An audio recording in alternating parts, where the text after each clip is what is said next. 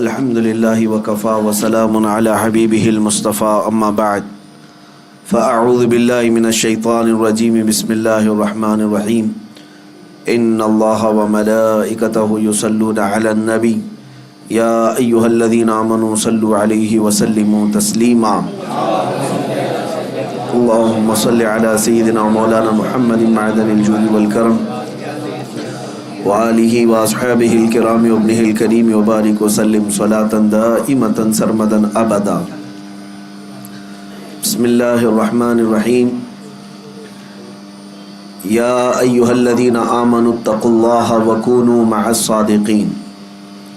صدق اللہ مولانا العظیم. اے ایمان والو، اللہ سے ڈرو اور اس کے سچے بندوں کے ساتھ ہو جاؤ. صحبت طالع ترا طالع کنت، صحبت صالح ترا صالح کنت. فارسی میں کہا گیا ہے اچھے کی صحبت تجھے اچھا بنا دیتی ہے اور برے کی صحبت تجھے برا بنا دیتی ہے. صحبت کا بہت بڑا اثر ہے.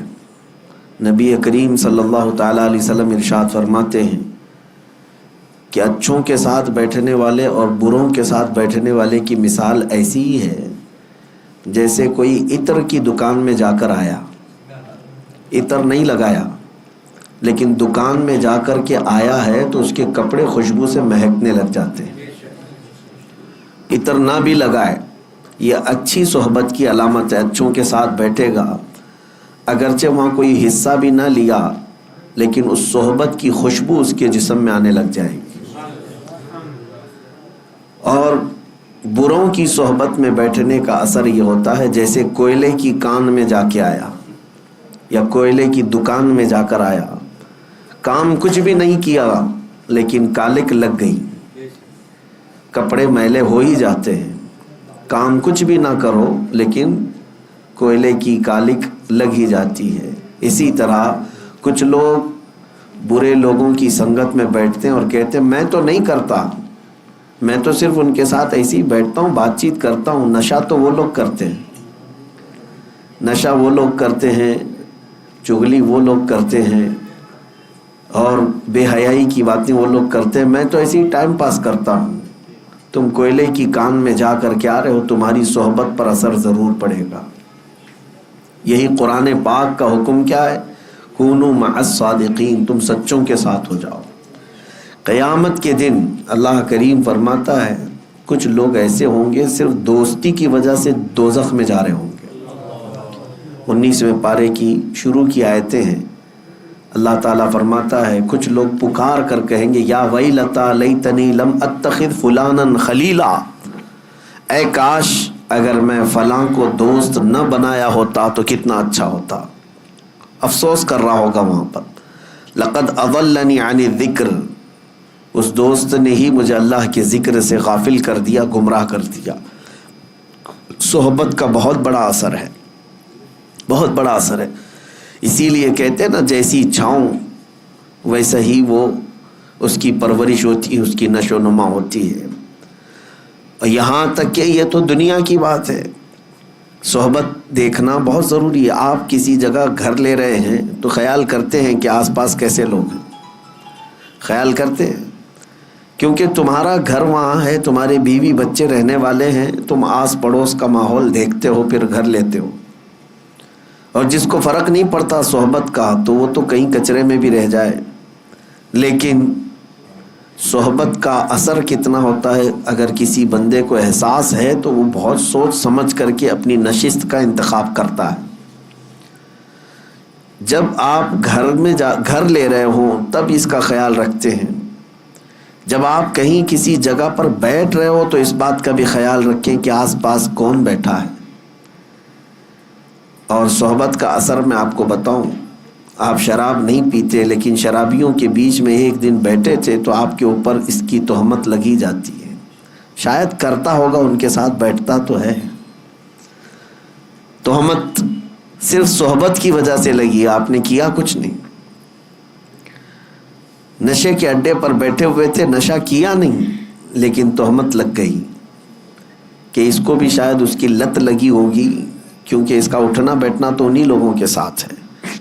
کبھی آپ خیال کرتے ہیں کہ صحبت کا کتنا زیادہ اہتمام دنیا میں بھی ہوتا ہے؟ جب رشتے کی بات آتی ہے، لڑکی کی تو خوبصورتی اس کے گھر میں جا کر دیکھتے ہیں، لیکن لڑکے کے لیے جو سب سے پہلی چیز دیکھی جاتی ہے اس کی صحبت دیکھی جاتی ہے۔ یہی دیکھا جاتا ہے کہ وہ کن لوگوں کے ساتھ اٹھتا بیٹھتا ہے، اس کی دوستی یاری کس کے ساتھ، اسی پر لوگ اس کو پرکھ لیتے ہیں۔ اگر اس کی دوستی یاری اچھے لوگوں کے ساتھ ہے تو اس کا معیار بلند مانا جاتا ہے کہ نہیں اچھا لڑکا ہے، خود بھی پابند ہے اور اس کے دوستوں میں یاروں میں سب جو ہے پابند لوگ ہیں، نمازی لوگ ہیں، یہی کہا جاتا ہے، تعریف میں یہی کہا جاتا ہے۔ اور خود اچھا ہے لیکن اگر غلط سنگت میں رہتا ہو تو اس کے اوپر ایک دھبا لگ جاتا ہے اور یہی اس کے رشتے کو توڑنے کا سبب بن جاتا ہے۔ سب یہ کہتے ہیں نہیں اس کی تو سنگت بہت بری ہے، برے لوگوں کے ساتھ رہتا ہے۔ تو آپ اندازہ کریں کہ دنیا میں صحبت کا اتنا بڑا اثر ہے تو پھر آخرت میں اس کا بہت زیادہ اہتمام ہوگا، دیکھا جائے گا۔ حتیٰ کہ مرنے کے بعد نبی پاک صلی اللہ تعالیٰ علیہ وسلم نے یہ بھی ارشاد فرمایا، اپنی میتوں کو جب قبرستان میں دفن کرو تو اچھوں کے بغل میں دفن کرو، یا اپنے لیے تم دفن کی جگہ منتخب کرتے ہو، ویسے تو کسی کو خبر نہیں ہے کہ کون کہاں مرنے والا ہے، لیکن اگر اتفاق ایسا آیا یا وصیت کر رہے ہو تو ایسی جگہ دفن ہونے کی نصیحت کرو جہاں اللہ والے آرام کر رہے ہو۔ کیوں؟ صحبت کا اثر مرنے کے بعد بھی ہے، قبروں کے بعد بھی۔ میں مرشد گرامی حضور تاج الشریعہ رحمۃ اللہ تعالی علیہ کی وصیت کو بتاتا ہوں۔ آپ نے فرمایا تھا اپنی زندگی میں، اگر کہیں میرا انتقال ہو جائے سفر کے دوران تو وہیں کسی اللہ کے ولی کے آستانے پر یا کہیں قریب میں جگہ مل جائے مجھے دفن کر دینا۔ یہ نصیحت، یہ وصیت اپنی زندگی میں کیا تھا، جہاں کہیں اللہ والے ہوں وہاں پر ہمیں دفن کر دیں۔ میرے عزیزوں، آج ہم جو تمنا کرتے ہیں جنت البقیع میں سونے کی، اس کی وجہ بھی یہی ہے کہ 10,000 صحابہ وہاں آرام کر رہے ہیں، اولیاء کاملین، سلف صالحین، تابعین وہاں پر آرام فرما رہے ہیں۔ میری اس پوری گفتگو کا خلاصہ یہ ہے کہ آپ صحبت یہاں پر سب سے پہلے ڈھونڈو، کس کی صحبت میں رہنا چاہتے ہو۔ زندگی کے بہت مختصر دن ہیں، ظاہر سی بات ہے دھوپ میں چلنے والا چھاؤں ضرور ڈھونڈتا ہے، تو چھاؤں دیکھنے کے وقت یہ دیکھنا کہ کون سی چھاؤں لے رہے ہو، گدھے کی چھاؤں یا پھر کسی پھلدار پیڑ کے نیچے آنا پسند کرتے ہو۔ گدھا بھی کھڑا ہے، اس کی پرچھائیاں تو ہوتی ہیں، گدھا اگر کھڑا ہو تو اس کی پرچھائی تو پڑتی، وہاں پہ بھی چھاؤں ہے۔ اگر تم یہ سوچتے ہو دھوپ سے بچنے کے لیے یہ چھاؤں لے لوں تو تمہاری سوچ پر اور تمہارے انتخاب پر تو دنیا کہے گی۔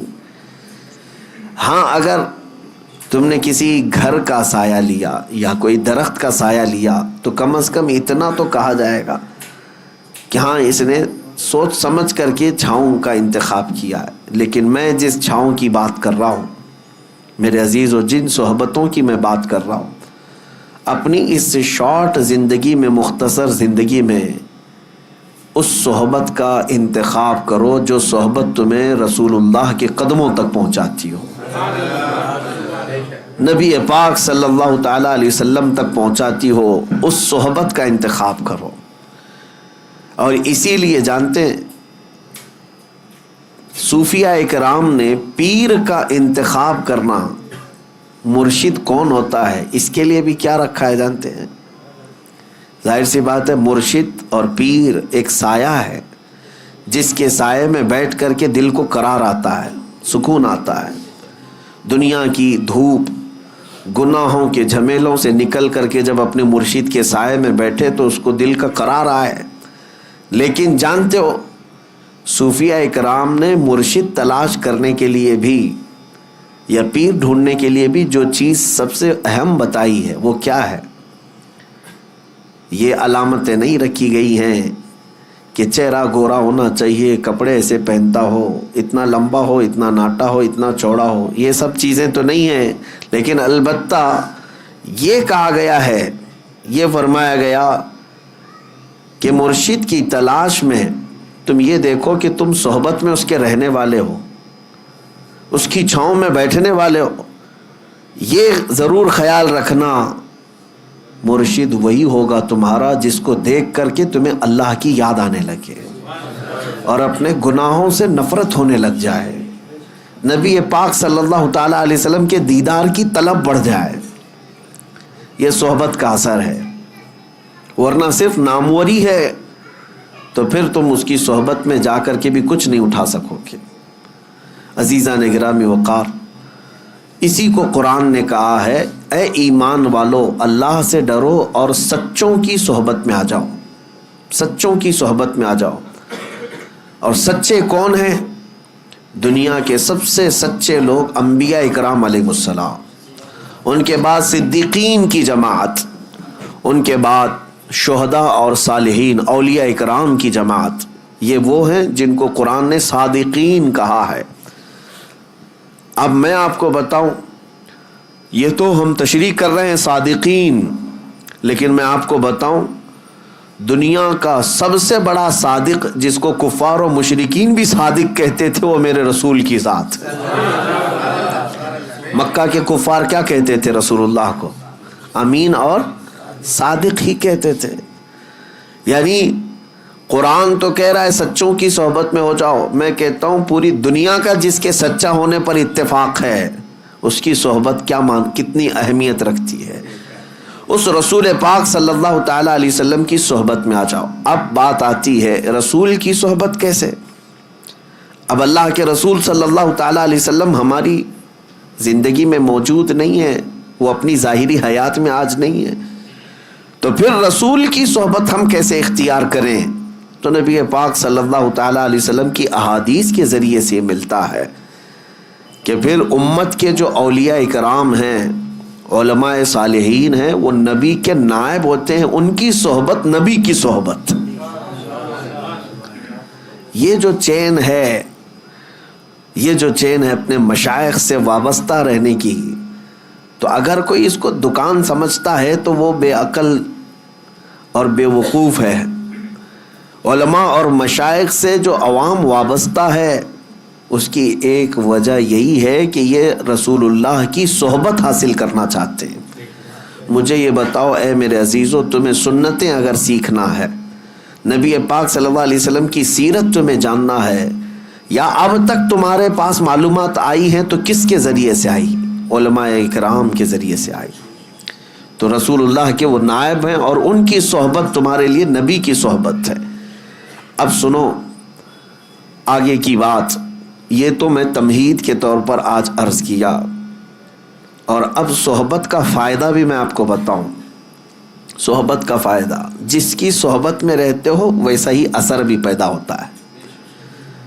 ہاں، جس کی صحبت میں رہتے ہو ویسا ہی اثر پیدا ہوتا ہے. بلکہ تو یہ محاورہ مشہور ہے، خربوز کو دیکھ کر خربوز رنگ پکڑ لیتا ہے.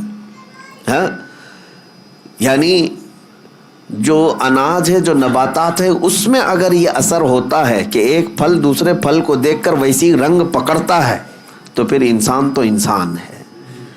انسان فلیکسیبل ہے، یہ بہت جلدی اڈاپٹ کرتا ہے دوسری چیزیں. اسی لیے ہم نے دیکھا ہے شہروں کے بچے کیسے ہوتے ہیں، گاؤں کے بچے کیسے ہوتے ہیں، بہت فرق ہے. عرب کے بچے کیسے، امریکہ کے بچے کیسے. کیوں؟ بچے کیا ماں کے پیٹ سے سب سیکھ کر کے آئے؟ نہیں، یہ سارا ان کے اوپر صحبتوں کا اثر ہے. یہ جس سائے میں رہتے ہیں بچے وہی اڈاپٹ کرتے ہیں. اب ان بچوں کی بولی جیسے ہی زبان کھلتی ہے کون سی باتیں کرتے ہیں، کون سی باتیں کرتے ہیں؟ یہ آسمان سے کوئی زبان لے کر کے آئے؟ نہیں، یہ جس سائے کے اندر رہ رہے ہیں، آپ کو جیسا بولتے ہوئے دیکھا ویسی ہی ان کی بھی زبان کھل گئی. وہی جملے، وہی الفاظ، وہی زبان. جس گھر میں گالی گلوچ ہو رہی تھی تو بچے کوئی اندازہ نہیں گالی گلوچ کیا ہوتی ہے، لیکن اس کو خیریت سمجھ کر کے گالی ہی دیتا ہے. کسی کو وش کرنے کے لیے بھی وہ گالی ہی دیتا ہے، کیونکہ اس نے ماحول ویسا حاصل کیا ہے. اور جن بچوں کے گھر دینی ماحول میں ڈھلے ہوئے ہیں ان بچوں کی زبان پر بھی اثر نظر آتا ہے. یہ تو ظاہری اثر ہوا، باطنی اثر بھی بہت بہت زیادہ ہوا کرتا ہے. جو جس کی صحبت میں رہتا ہے ویسا ہی رنگ پکڑتا ہے، ویسی رنگ پکڑتا ہے۔ میں آپ کو بتاؤں، سیدی اعلیٰ حضرت امام اہل سنت فاضل بریلوی رضی اللہ تعالیٰ عنہ جب ماررہ مطہرہ تشریف لے گئے تھے، اس وقت وہ جوان تھے، 20-22 سال کی عمر ہوگی، اور ان کے پیر و مرشد کی عمر 80 کے اوپر تھی، غالباً عمر زیادہ ہو چکی تھی۔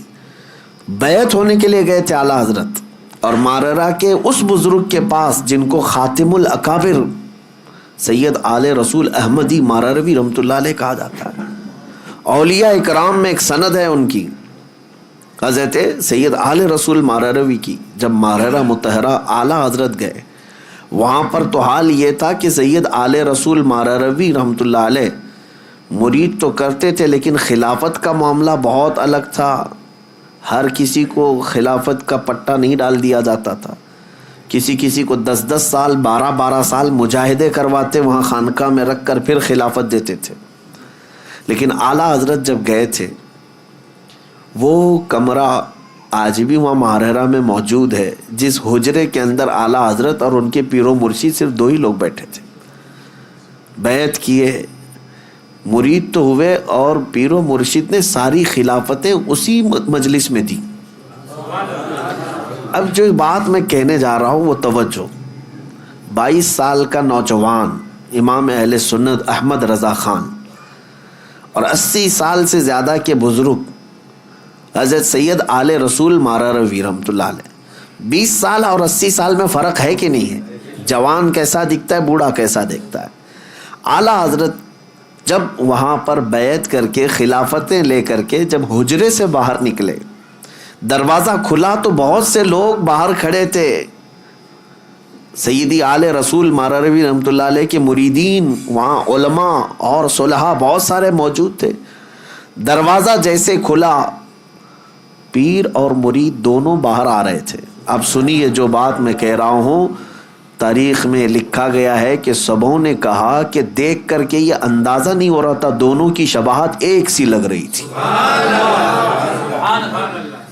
دونوں کی شباہت ایک جیسی لگ رہی تھی۔ یہ چند لمحوں کی صحبت مرشد کی 22 سال کے جوان کو خاتم الاکابر کی شباہت عطا کرتی ہے۔ یہ باطنی صحبت ہے، یہ باطنی صحبت ہے۔ اور صحبت کا اثر میں آپ کو بتاؤں، بد ہیں تو کیا ہوا، صحبت اچھوں کی ہو۔ اسی لیے اعلیٰ حضرت نے کیا کہا ہے، کیسے آقاؤں کا بندہ ہوں رضا، بول بالے میری سرکاروں کے۔ میرے عزیزو، سلطان الاولیاء غوث العظم دستگیر رضی اللہ تعالیٰ عنہ کا ماہ مبارکہ چل رہا ہے۔ 2 باتیں عرض کروں گا۔ میں آج آپ کے درمیان صرف اور صرف برکت حاصل کرنے کے لیے آیا ہوں، کافی دن ہو گئے تھے۔ 2 چیزیں مشہور ہیں غوث پاک کی زندگی کے واقعات میں، بہت سارے ہیں، کرامات بہت سارے ہیں، اس میں سے 2 میں آپ کے سامنے رکھتا ہوں۔ ایک بار اپنی خانقاہ میں سلطان الاولیاء سیدنا عبد القادر جیلانی رضی اللہ تعالیٰ عنہ آرام فرما رہے ہیں اور محو خواب ہیں، اور آپ کو سوتے ہوئے دیکھ کر کے ایک چور اندر داخل ہوا۔ مشہور ہے، اس چیز کو آپ نے سنا ہے۔ وہ چور آپ کا جبہ چرانے آیا تھا۔ سنا ہے کہ غوث پاک کا جبہ بڑا قیمتی ہوتا تھا، ایک بار چوری کر لے تو پھر پوری زندگی اس کی چل پڑے، کافی قیمتی ہوتا تھا۔ تو چور اندر داخل ہوا، ابھی وہ جبہ ہاتھ میں اٹھایا ہی تھا کہ دروازے پر دستک ہو گئی۔ تو غوث پاک رضی اللہ تعالیٰ عنہ نے آنکھیں کھولے بغیر کہا آ جائیے اندر۔ دروازہ کھولا، اندر آئے ایک صاحب۔ وہ کون تھے؟ حضرت خضر علیہ السلام تھے۔ حضرت خضر علیہ السلام آئے اور کہا سیدی، کس سے؟ حضرت شیخ عبد القادر جیلانی رضی اللہ تعالیٰ عنہ سے کہا بصرہ کے یا کسی شہر کے قطب کا انتقال ہو گیا، وہاں پر قطب اب کون ہوگا؟ یہ تعینات جو ہوتے ہیں، ہر شہر میں ایک قطب ہوتا ہے اللہ کا، ایک ولی ہوتا ہے۔ یہ غوث العظم دستگیر رضی اللہ تعالیٰ عنہ کے زمانے میں تصرف اللہ نے ان کو عطا کیا تھا۔ حضرت خضر علیہ السلام ان سے پوچھتے ہیں کہ اس شہر کا قطب کون ہوگا؟ غوث پاک رحمۃ اللہ تعالیٰ علیہ آنکھیں کھولے بغیر کہتے ہیں وہ دروازے کے پیچھے کھڑے، انہیں لے جائیے۔ جو جبہ ہاتھ میں پکڑے ہوئے کھڑا تھا کہ اب پکڑا جاؤں، اب پکڑا جاؤں، اب پکڑا جاؤں گا، اور آنکھیں کھولے بغیر پیران پیر نے کہا وہ دروازے کے پیچھے جو کھڑے ان کو لے جائیے۔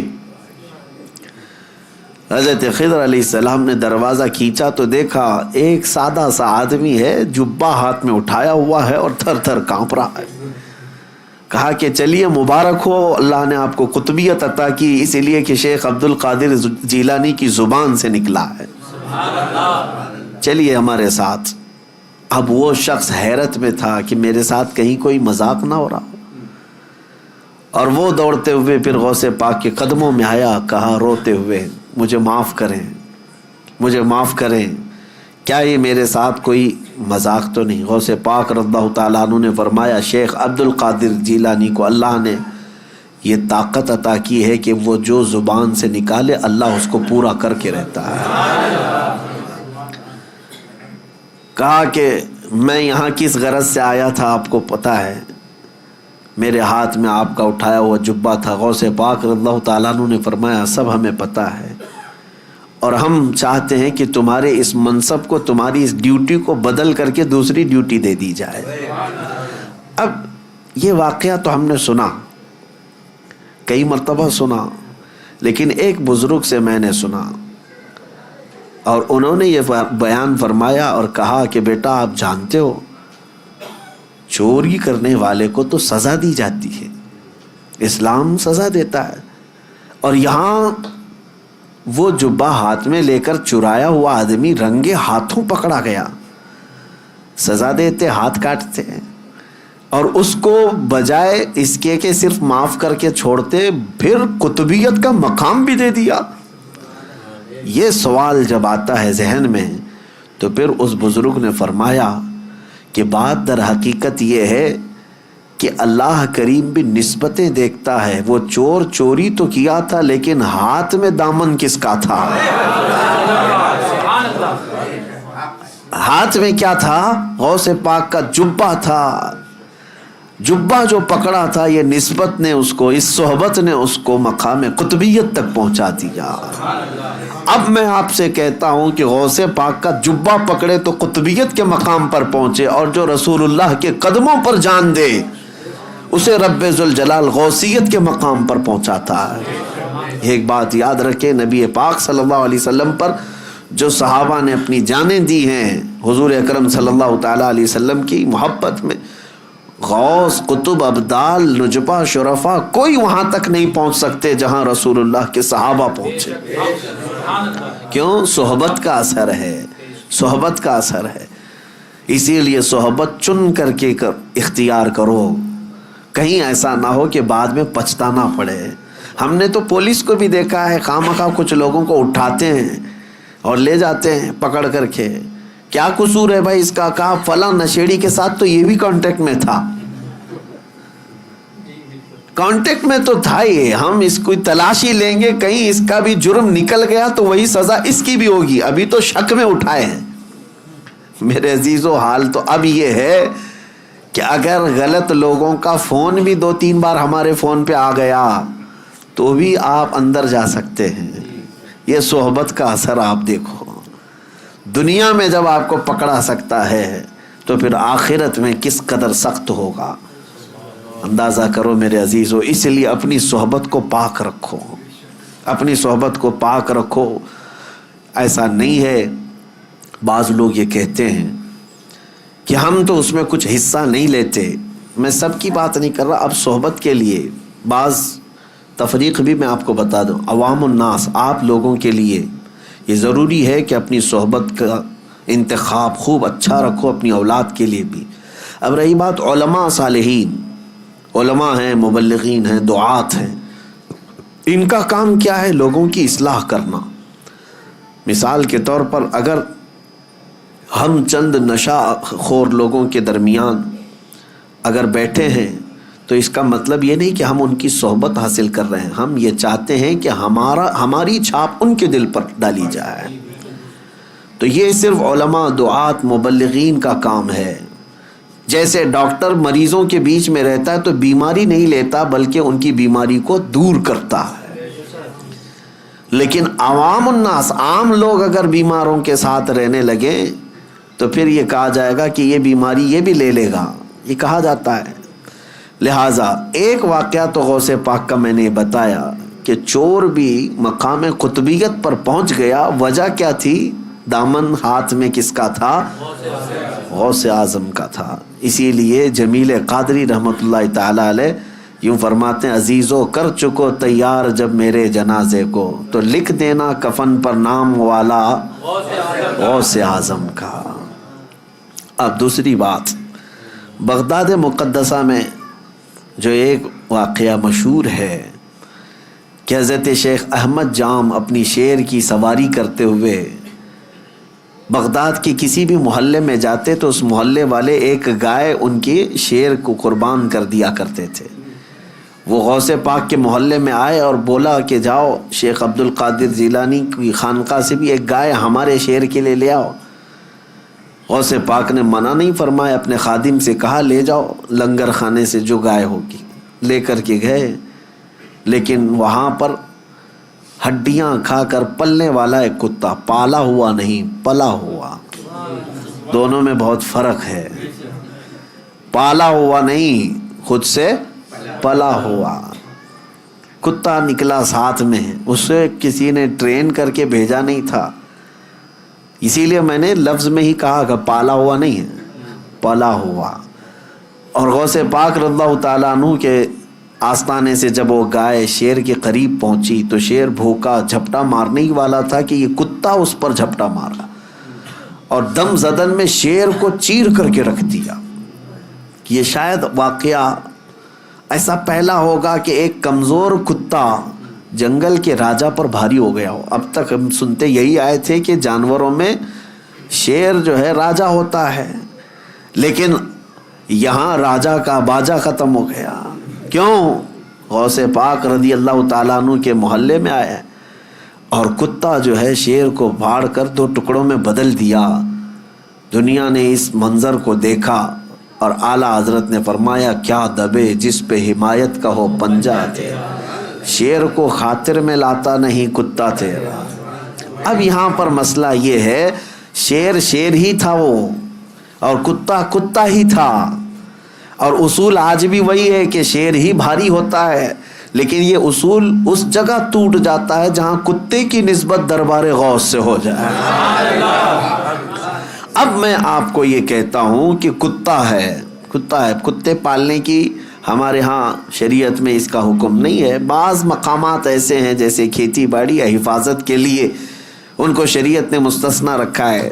جس جانور کو ہم پالتے بھی نہیں، خود سے گھروں کے پاس بیٹھ کر پل جاتا ہو، اس کتے کا حال یہ ہے کہ دربار غوث کے سائے میں بیٹھا کرتا تھا، غوث پاک کے آستانے کے سائے میں بیٹھا کرتا تھا، اور طاقت کا حال یہ ہے کہ جنگل کے راجا کو بھی پھاڑ کے رکھ سکتا ہے۔ یہ صحبت کا اثر ہے، یہ صحبت کا اثر ہے۔ اب دوسری بات میری یہ توجہ سے سنو، دوسری بات یہ سنو کہ غوث پاک کے دسترخوان پر پڑے ہوئے ٹکڑے یا پھینکے ہوئے ٹکڑے کھا کر پالا ہوا نہیں بلکہ پلا ہوا کتا شیر پر بھاری ہو سکتا ہے۔ اب سوچو کہ غوث پاک نے جس کو پالا ہو، پلا ہوا نہیں بلکہ غوث پاک کے ہاں پالا ہوا، اور وہ بھی کتا نہیں، کوئی وقت کا عالم دین ہو تو پھر وہ اپنے زمانے کا مجدد اعظم بن جاتا ہے۔ اعلیٰ حضرت فاضل بریلوی رحمۃ اللہ علیہ پھر اس کو یوں کہتے ہیں، میں یہ مثال اس لیے دے رہا ہوں کہ اعلیٰ حضرت امام اہل سنت اپنے آپ کو کہتے ہیں کہ میں غوث اعظم کا وہاں پر دربار کا کتا ہوں، بلکہ وہ پلا ہوا نہیں پالا ہوا۔ اور جس کو غوث پاک کی نسبت حاصل ہو، عنایت حاصل ہو، پھر وہ کہتے ہیں اعلیٰ حضرت اپنی قسمت پر کہتے ہیں کہ میری قسمت کی قسم کھائیں سگانے بغداد، بغداد کے کتے میری قسمت کی قسم کھائیں گے. اعلیٰ حضرت فرماتے کیوں؟ ہند میں رہ کے بھی دیتا رہوں پہرا تیرا، ہند میں رہ کے بھی دیتا رہوں پہرا تیرا. اور اعلیٰ حضرت اسی نسبت اور اسی صحبت کے بارے میں کہتے ہیں، یا سیدی عبد القادر جیلانی غوث اعظم، تجھ سے در سے سگ اور سگ سے ہے مجھ کو نسبت. غوث پاک سے ان کے دروازے کو نسبت ہے، ان کے دروازے سے کتے کو نسبت ہے، اور کتے سے اعلیٰ حضرت کہتے ہیں مجھے نسبت ہے. میری گردن میں بھی ہے دور کا ڈورا تیرا. اور جس کی گردن میں پٹا ہو تو اس کو میونسپلٹی والے اٹھاتے نہیں ہیں، کیوں؟ کسی کا پالا ہوا ہے. اس نشانی کے جو سگ ہیں نہیں مارے جاتے. اعلیٰ حضرت کہتے ہیں اس نشانی کے جو سگ ہیں نہیں مارے جاتے. حشر تک میرے گلے میں رہے پٹا تیرا. ہم بھی دعا یہی کرتے ہیں کہ سرکار غوث پاک کی نسبت آخری سانس تک ہمارے ساتھ برقرار رہے، قائم و دائم رہے. میرے عزیزو، خلاصہ کلام یہی ہے کہ صحبت دیکھو. قرآن کی آیت میں نے پڑھی، یا ایھا الذین آمنوا اتقوا اللہ وکونوا مع الصادقین. اے ایمان والو، اللہ سے ڈرو اور سچے بندوں کے ساتھ ہو جاؤ، سچوں کے ساتھ ہو جاؤ، ورنہ بروں کے ساتھ جب آفت آتی ہے تو تم بھی اس میں پس جاؤ گے. یہاں تک کہ فرمایا گیا کہ جس جگہ جوا کھیلا جاتا ہے، جگہ کا کیا قصور ہے؟ کھیلنے والوں کا قصور ہے نا، جس جگہ. لیکن فرمایا گیا کہ اس جگہ سے 40 دن کے لیے برکتیں ختم ہو جاتی ہیں. ایک بار اگر کسی نے کسی جگہ پر کھیلا ہو تو آپ اندازہ کریں جگہ کے اوپر کیوں اثر پڑا اس کا. اس لیے کہ برے وہاں پر کھڑے تھے، تو جگہ کے اوپر بھی اثر پڑ جاتا ہے. اسے اندازہ کریں آپ، جو چیز جہاں کھڑی ہوتی ہے، یا ہر چیز کا اثر ہے دنیا میں، ہر چیز کا اثر ہے. اس لیے اپنی صحبتوں کو پاک رکھو. خاص طور پر نوجوانوں سے میں گزارش کرتا ہوں.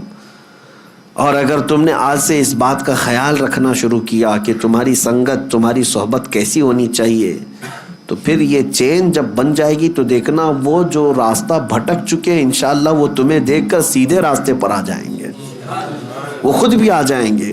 کیوں؟ لیکن ہوتا کیا ہے یہاں پر جو بگڑ گیا ہے، ہم یہ سوچتے ہیں کہ دوست ہے نا پرانا، تو اس کو اس کی غلطی کا کبھی احساس ہی نہیں ہوتا. تم اس کی دوستی میں ویسی لگے رہتے ہو، سارے دوست تو ویسی اچھے اس سے ملتے جلتے رہتے ہیں، اس کو کبھی احساس نہیں ہوتا. لیکن سارے دوستوں نے اگر اس کو چھوڑ دیا اچانک کہ تو شراب کیوں پی رہا ہے، تو نشہ کیوں کر رہا ہے، تو زنا پر کیوں گیا تھا، تو سود کا کاروبار کیوں کر رہا ہے، اگر دوستوں نے اسے چھوڑ دیا تو اسے اسی دن احساس ہونے لگ جائے گا کہ میں کچھ غلط کر رہا ہوں جس کی وجہ سے میرے ساتھیوں نے مجھے چھوڑ دیا ہے. تمہارا چھوڑنا اس لیے نہیں کہ اس کو تنہا کرنا ہے، بلکہ تمہارا چھوڑنا اس کی اصلاح کے لیے ہے. اور جس دن اسے احساس ہو جائے گا وہ بدل لے گا اپنے آپ کو، بدل لے گا اپنے آپ کو. میرے عزیزوں، میں آپ کو بتاؤں، میں کسی کا نام نہیں ذکر کرتا کہ کہیں، اس لیے کہ ہماری باتیں بہت ساری وائرل ہو جاتی ہیں، ادھر سے ادھر لوگ چپکا دیتے ہیں. پھر ایک صاحب وہ کچھ غلطیوں میں مصروف تھے، بڑی عمر ہو گئی، 40 سال کے اوپر کی عمر، لیکن مال بے حساب ہونے کی وجہ سے غلط سنگت یا غلط صحبت، اور بسا اوقات ایسا کہ کفر و شرک کے معاملات بھی زندگی میں آ گئے. غلط کام تو کر ہی رہا تھا. اتفاق ایسا تھا کہ بہت سارے لوگ اس کے ہاں آنا جانا ویسے ہی رکھتے، باقی اس کی بہت ساری اچھائیاں بھی تھیں. اچھائیوں میں یہ کہ مسجدوں کی تعاون میں وہ بڑھ چڑھ کر کے آگے رہتا، اور 11ویں شریف تو بڑی دھوم دھام سے بہت سارے لوگوں کو کھلاتا، پورے گاؤں والوں کو، سب کھاتے تھے. میں آپ کو بتا رہا ہوں یہ چند سالوں پہلے کی بات ہے. اب اس شخص کی ایک خواہش یہ تھی کہ بہت سارے لوگ آتے بھی جاتے ہیں میرے پاس، میں یہ اپنی تعریف کے لیے نہیں کہہ رہا، میں آپ کو ایک مثال دے رہا ہوں. میرے پاس ایک سال دعوت آئی اور کہا کہ مجھے آپ کو میرے ہاں آنا ہے، فلاں دن ہے. مجھے تو اس بات کا علم نہیں تھا کہ کیا کیا ہوتا ہے، میں نے قبول کر لیا. پھر وقت قریب آتے آتے مجھے بہت ساری چیزیں معلوم ہوئی، اور اتنی سخت چیزیں تھیں کہ جس کی اصلاح بہت ضروری ہے۔ کچھ معاملات ایسے ہوتے ہیں کہ جس کو نظر انداز کیا جا سکتا ہے، لیکن کچھ ایسے ہیں جس کو نظر انداز کرنا آسان نہیں، جہنم میں لے جانے والے اعمال ہیں۔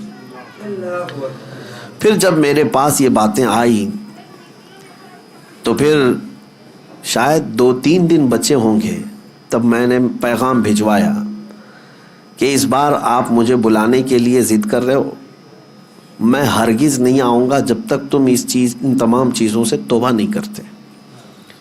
اور اس کے علاوہ ایک بات یہ بھی یاد رکھ لو، میں خود بھی نہیں آؤں گا، کسی عالم کو آنے نہیں دوں گا، اور عام مسلمانوں میں اعلان بھی کروں گا کہ تمہاری ان حرکتوں سے دین کا بھی نقصان ہے، تمہارا خود کا بھی نقصان ہے۔ یہ سخت سٹینڈ لینا ہو سکتا ہے کسی کے لیے ایسا لگتا ہو کہ اتنا سخت ہو گئے فلاں چھوڑ کے بھاگ جائے گا، ایسا نہیں ہوتا میرے عزیزو۔ شاید یہ دوپہر سے شام کی بات ہوگی، شام تک وہ بندہ جب دیکھا یہ سارے معاملات، ساری تیاریوں کے ساتھ آ کر کے کھل کر سب کے سامنے اپنی توبہ اور برات کا اظہار کیا، اور الحمدللہ وہ اپنی توبہ پر آج بھی قائم ہے، تمام چیزیں نکل گئی۔ میں یہ بات اسی لیے کہہ رہا ہوں کہ اگر مومنین مل کر کے کسی کی اصلاح کی کوشش کریں کہ ہم تیری صحبت میں نہیں بیٹھیں گے، اگر تو باز نہیں آیا تو پھر اس کے اصلاح کا سامان ہو سکتا ہے۔ ہوتا یہ ہے عام طور پر کہ لوگ چاہتے نہیں ہیں، لوگ اس کے ساتھ اٹھنا بیٹھنا ویسے ہی جاری رکھتے ہیں، اس کی برائیاں دیکھ دیکھ کر کے بھی۔ میرے عزیزو، یہ اس کے لیے بھی زہر ہلال ہے اور تمہارے لیے بھی۔ وہ خود کبھی اصلاح کی طرف نہیں آئے گا، اور اس کی برائیوں کی صحبت کی وجہ سے تمہارے اوپر بھی قیامت کے دن سخت پکڑ ہو سکتی ہے۔ ان 2 چیزوں کی طرف آپ توجہ دیں۔ اب اخیر میں گفتگو کو سمیٹتے ہوئے یہ بات کہوں گا کہ ہم آج اپنے پیر و مرشد کے ہاتھ میں ہاتھ دے کر بیعت جو کرتے ہیں، یہ بھی صحبت ہی کی بات ہوتی ہے، صحبت ہی کی بات ہوتی ہے کہ ہمیں اچھوں کی صحبت ملے جو ہمیں رسول اللہ تک پہنچائے۔ اور اب دعا یہ کرتا ہوں اللہ کریم کی بارگاہ میں، جو اعلیٰ حضرت نے دعا کیا تھا، اعلیٰ حضرت نے کیا دعا کیا تھا؟ قادری کر، قادری رکھ، قادریوں میں اٹھا۔ یہ دعا بھی صحبت ہی بتاتی ہے، صحبت ہی بتاتی ہے۔ اچھا، جتنے بھی آپ کے نام کے ساتھ جو لفظ جڑ جاتے ہیں، آپ کے نام کے ساتھ نسبت، سلسلے کے نسبت کی وجہ سے جو نام جڑ جاتے ہیں، کوئی برکاتی ہے، کوئی نظامی ہے، کوئی قادری ہے، کوئی چشتی ہے، کوئی نقش بندی ہے، کوئی سہروردی ہے، اور کوئی رضوی، کوئی اشرفی، یہ نام تو نہیں ہے لیکن یہ نسبت ہے۔ اب آپ کے نام کے ساتھ اگر احمد اور برکاتی جڑ گیا تو یہ برکاتی لفظ ہی بتاتا ہے کہ اس کو صحبت ماہرہ مطہرہ سے حاصل ہے۔ قادری اگر آپ کے نام کے ساتھ جڑا ہے تو یہ لفظ بتائے گا کہ اس کی صحبت بغداد سے جڑی ہوئی ہے۔ چشتی اگر کسی کے نام کے ساتھ جڑا ہے تو یہ بتاتا ہے کہ غریب نواز کی صحبت میں جانے والا بندہ ہے، ان کی صحبت کا طالب ہے، اسی لیے اپنے ناموں کے ساتھ یہ نسبتیں لگاتے ہیں۔ دنیا والے اپنے اپنے دوسرے بزنس کے نسبتوں پر فخر کرتے ہوں گے کہ اپنے ناموں کے ساتھ کسی عہدے کی نسبت لگا کر کے، لیکن اعلیٰ حضرت جس پر فخر کرتے تھے وہ قادری نسبت پر فخر کرتے تھے۔ علامہ، مولانا، مفتی، الحاج، قاری، حافظ، یہ سب ہو سکتا ہے منصب ہوں، عہدے ہوں، لیکن اعلیٰ حضرت اپنے لیے جو لکھتے تھے فقیر قادری۔ جہاں پر بھی آپ دیکھیں گے اعلیٰ حضرت کیا لکھتے تھے؟ فقیر قادری، یعنی اپنے آپ کو فقیر بھی لکھتے تھے اور نسبت میں قادری لکھا کرتے تھے۔ اسی لیے انہوں نے دعا بھی یہی کی، قادری کر، قادری رکھ، اور قادریوں میں اٹھا۔ قیامت کے دن بھی انہی صحبتوں میں مولا ہمارا حشر فرمائے، قدر عبد القادر قدرت نما کے واسطے۔ وصلی اللہ تعالی علی خیر خلقی محمد وآلہ واصحابہ اجمعین برحمتہ۔